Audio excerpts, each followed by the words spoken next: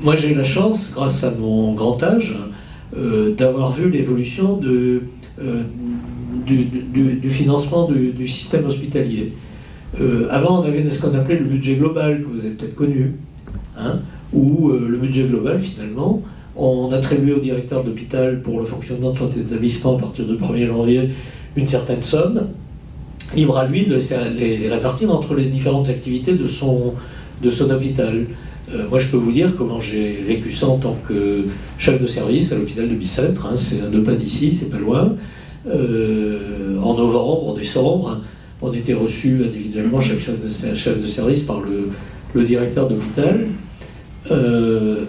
qui avait son enveloppe. Donc, il savait par rapport à l'année précédente quel était le pourcentage d'augmentation ou de diminution d'ailleurs du budget qu'il avait. Donc, si c'était plus, mettons plus 10%, parce que c'était une époque où l'inflation était beaucoup plus importante, donc on avait souvent du plus 10%, il fallait qu'en moyenne, il ait plus 10% d'augmentation. Donc il recevait chaque chef de service qui lui disait l'année prochaine, je vais acheter un appareil, je vais recruter des personnes, mon activité a augmenté, donc il me faut plus 15%. Il disait, bon, mais très bien, mais dans sa tête, il disait, le suivant, il faut que je m'en sorte avec plus 5%, ou enfin à peu près, parce que le volume n'était pas exactement le même.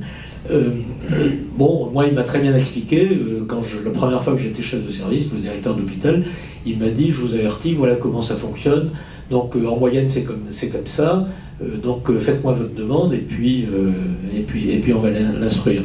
Bon, et c'était basé sur, finalement, le poids des chefs de service et la capacité de persuasion qu'ils avaient. Bon, il n'y avait rien de médical. Strictement rien de médical dans l'attribution du budget.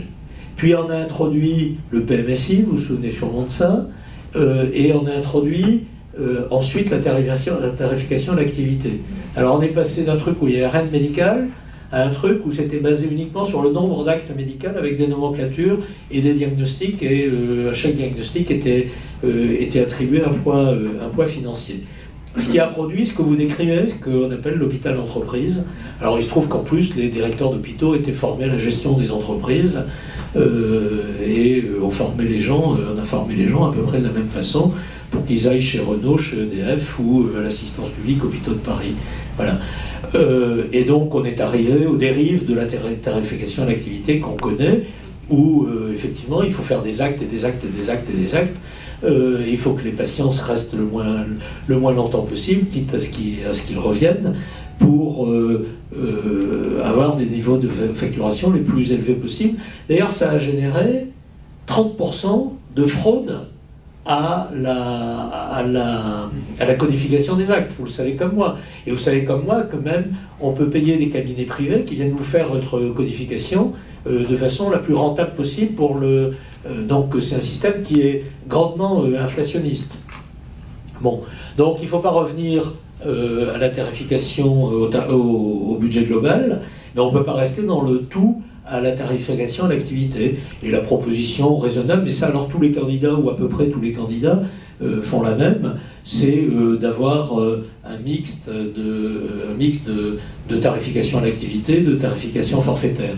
Ce que propose Benoît Hamon, c'est que cette tarification forfaitaire, elle ne soit pas la même partout, c'est-à-dire elle dépende des caractéristiques démographiques, des caractéristiques sociales, des caractéristiques environnementales de chaque établissement, et que on module entre la tarification à l'activité et la tarification forfaitaire selon des caractéristiques qui ont quelque chose à voir avec la survenue de pathologie. Il propose la même chose d'ailleurs pour la médecine libérale, et moi ma proposition est d'aller vers une modulation avec une partie de tarification à la capitation. C'est-à-dire qu'au début de l'année, comme c'est le cas déjà, les personnes s'inscrivent chez un médecin, c'est le médecin référent, et qu'une partie de la rémunération du médecin dépend du nombre de personnes qui se sont inscrites chez ce médecin comme médecin référent, et ensuite qu'il y ait une partie qui dépend des caractéristiques de sa population, et ensuite des paiements en l'acte. Voilà la proposition pour essayer de sortir, mais ça sera mis en place dans le programme de Benoît Hamon après une remise à plat des conditions de travail à l'hôpital et des conditions de recrutement et de rémunération à l'hôpital. C'est-à-dire qu'on est bien conscient qu'il faut complètement revoir les conditions de travail, la souffrance à l'hôpital est extrêmement importante, et revoir les carrières, sous prétexte de maintenir un Ondam à un niveau qui a complètement étranglé le système hospitalier, les niveaux de rémunération des personnels sont trop faibles, et le programme de Benoît Hamon prévoit sur 5 ans 7,5 milliards d'euros pour la revalorisation des recrutements et des carrières des personnels hospitaliers.